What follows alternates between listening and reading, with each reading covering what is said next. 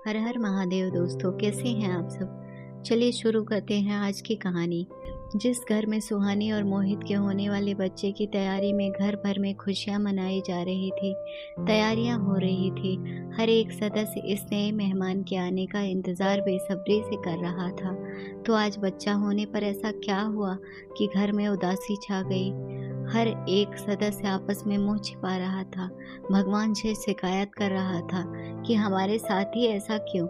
उधर जब सुहानी प्रसव पीड़ा के बाद होश में आती है तो अपने बच्चे को गोद में लेना चाहती है, उसे छाती से लगाना चाहती है, उसे दूध पिलाना चाहती है, पर कोई उसे ठीक से कुछ बता ही नहीं रहा था कि आखिर बात क्या है। उसका मन आशंकाओं से भर गया। तब उसने अपनी सास सरोज जी से बच्चे के बारे में पूछा तो सरोज जी ने उस बच्चे की हकीकत बताई। एक बार को तो सुहानी को भी धक्का लगा, पर कुछ ही समय में वह अपने आप को संभालती हुई बोली, नहीं माँ, बच्चा तो हमारा ही है, चाहे जो हो, मैं उसका पालन पोषण करूंगी। मेरे दूध पर उसका उतना ही हक है जितना गाय के दूध पर उसके नवजन्मे बच्चे का। सुहानी की काफी मिन्नतों के बाद उसकी सांस थोड़ा सा पिघल गई और उन्होंने बच्चे को उठाकर उसकी गोद में दे दिया। बच्चे का मासूम चेहरा देखकर सुहानी की ममता तड़प उठी। उसने बच्चे को ढेर सारा प्यार किया और दूध पिलाने ही वाली थी कि तभी किन्नर समाज के लोग बच्चे को लेने आ गए और जबरदस्ती बच्चा अपने साथ ले जाने लगे। परिवार वालों में से कोई कुछ ना कर सका, पर सुहानी ने अपनी ममता की दुहाई दी। उसकी पीड़ा के आंसू उसकी आंखों और उसकी छाती दोनों से बह रहे थे। उसकी यह दशा देखकर किन्नर समाज की महारानी पद्मा को अपने बचपन की याद आ गई कि किस तरह से उसको भी उसकी माँ से अलग कर दिया गया। उसकी माँ भी तरसती रही और उसका तो जैसे सारा जीवन ही यातनाओं में बीत गया। सोचने लगी, कहने को तो दूसरों की खुशियों में जीते हैं हम, हंसते हैं, गाते हैं, पर क्या किसी ने हमारा दिल पढ़ा है, हमारी व्यथा जानी है? क्या हम खुद के लिए खुश नहीं हो सकते? ऐसे अनेक सवाल उसके दिमाग में चलने लगे। हमारा क्या कसूर है जब ईश्वर ने ही 3 तरह के इंसान बनाए हैं, पुरुष, स्त्री और हम किन्नर लोग।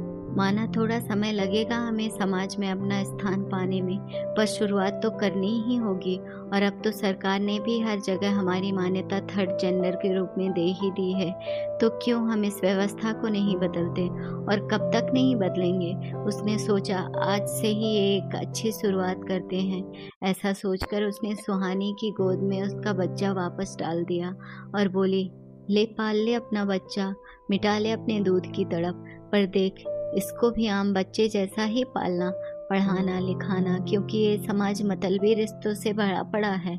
इसलिए तुझे उन सभी मतलबी रिश्तों से इसे बचाना होगा, अपने आप को मजबूत करना होगा, कदम कदम पर परीक्षाएं देनी होगी। तभी तो इस बच्चे के साथ और अपनी ममता के साथ न्याय कर पाएगी, क्योंकि इस समाज पर इसका भी उतना ही हक है जितना और बच्चों का है। और देख, घबराना नहीं, हर जगह तेरा और तेरे बच्चे का इम्तिहान होगा। पर कहते हैं ना, माँ की ममता के आगे तो ईश्वर भी हार जाता है, तो इंसानों की क्या औकात है। इतना कहकर पद्मा ने कुछ लेने की बजाय अपने पास से ही कुछ रुपए बच्चे पर न्यौछावर कर दिए और जोर जोर से नाचना गाना शुरू कर दिया और सभी को बच्चे के जन्म की बधाई दी। सुहानी भी बहुत खुश थी और उसने अपने आप से प्रण किया कि वो अपने बच्चे को सामान्य बच्चा जैसा ही पालेगी, उसे वो सब कुछ देगी जिसका वो हक रखता है। और ये सिर्फ लड़ाई उसकी और उसके बच्चे की नहीं, ये तो एक जंग है, हर एक उसकी जैसी माँ और उसके जैसे बच्चे की। इतना सोचते सोचते उसने बच्चे को अपने आंचल की छत्र छाया में ढांप लिया और दूध पिलाने लगी। जब उसका बच्चा दूध पी संतुष्ट होकर उसकी गोद में सो गया तो उस मासूम का मुखड़ा देखते देखते उसे लगा जैसे उसने अपने बच्चे को बचा लिया हो इस मतलबी दुनिया से, मतलबी रिश्तों से। अगर आपको हमारी कहानी अच्छी लगी हो तो अपने दोस्तों के साथ भी शेयर कीजिए और कमेंट में ज़रूर बताइए कि कैसी लगी ये कहानी। और हाँ, चैनल को सब्सक्राइब करना ना भूलें। जल्द ही मिलते हैं अगली कहानी में। धन्यवाद दोस्तों।